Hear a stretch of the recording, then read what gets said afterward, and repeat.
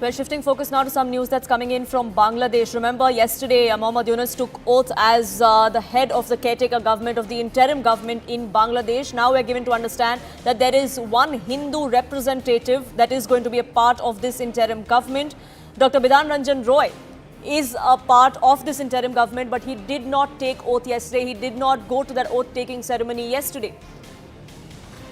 Siddhant, my colleague, now joining us, getting us more details. Siddhant, what have your sources told us? Why exactly did Mr. Roy miss that oath-taking ceremony? Well, I haven't had a chance to speak to Mr. Roy directly, but people close to him, and in fact, people those who are close to the new government of Bangladesh are telling us that that Mr. Roy was didn't come for the oath ceremony yesterday, and in fact, he told the locals that he wasn't well. But sources also tell us that he has deliberately avoided it as he finds it.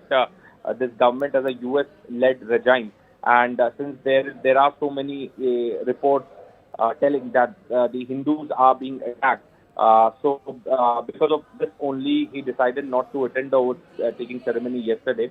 One section is saying that there are talks going on with him to convince him to come on the board because this government wants more and more credibility and credible faces and a minority faces as well. So, the people in the government are trying to convince him. But on the other end, some are saying that he won't take the oath. So maybe in few days from now, we would be able to confirm whether he takes up the job as an advisor in the new government or will sit out of the government to protest against the Hindus being targeted and also not convinced with the way this government has come up in Bangladesh. So if you could get us a sense, Siddhant, if it was the army that had asked him to be a part of the interim government, or was it Mohammad Yunus? Well, look, obviously the stakeholders, if we count the stakeholders, then the army is the one in Bangladesh. In fact, government of India is also speaking to army at this point in time.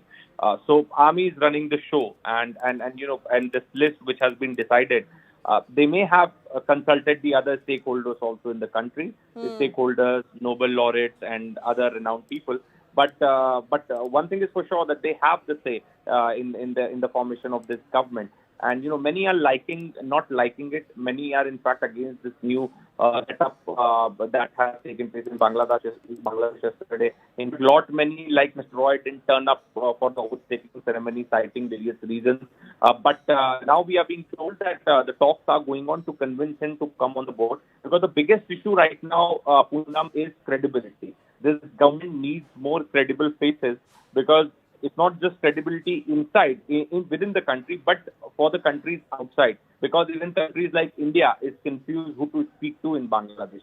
Okay, so that should not be the scenario. And this is the reason that, more credible voices are being brought on the board, and trying to send out a message in the perspective that, this is the new beginning of Bangladesh. And that is perhaps is a task for the army. They are undertaking that task, but right now we can confirm that Mr. Roy didn't attend the oath-taking ceremony yesterday, right. And we don't know when will he be taking the oath next. Right, Siddhant, thank you so much for getting us the latest on that front. We'll keep a track of what's transpiring in Bangladesh and India's response to it. For now, slipping into a quick break.